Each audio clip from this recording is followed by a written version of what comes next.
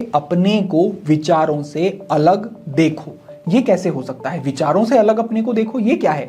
तो इसे ऐसे समझो कि एक बार रमण महर्षि के हाथ में एक फोड़ा हो जाता है कोहनी से ऊपर, और शुरुआत में छोटा होता है, फिर धीरे धीरे बढ़ना शुरू हो जाता है, और बढ़ता है और बढ़ता है, और धीरे धीरे कैंसर का एक रूप जैसे वो धारण कर लेता है।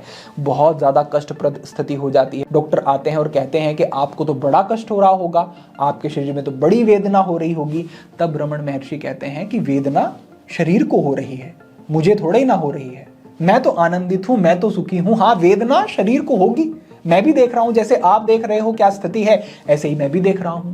यानी कि वो अपने शरीर भाव से भी इतने पृथक खड़े होकर के उस विषय को देख सकते हैं। कितनी अद्भुत बात है।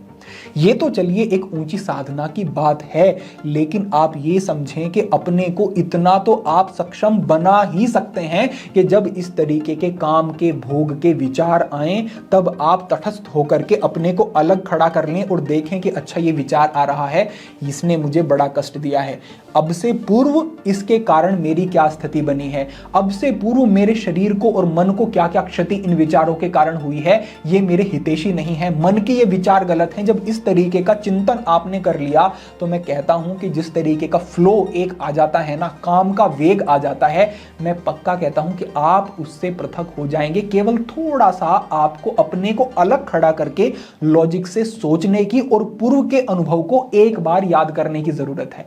करके देखना, जैसे ही आप ये विचार करेंगे तो आपके दिमाग का वो लॉजिकल जो हिस्सा है वो काम करना शुरू कर देगा, और आप इस भोग और काम से अपने को अलग खड़ा हुआ अनुभव करेंगे। केवल इतना करना है और इसी से आपको बड़ा लाभ मिलेगा, ये मैं निश्चित रूप से कह सकता हूं।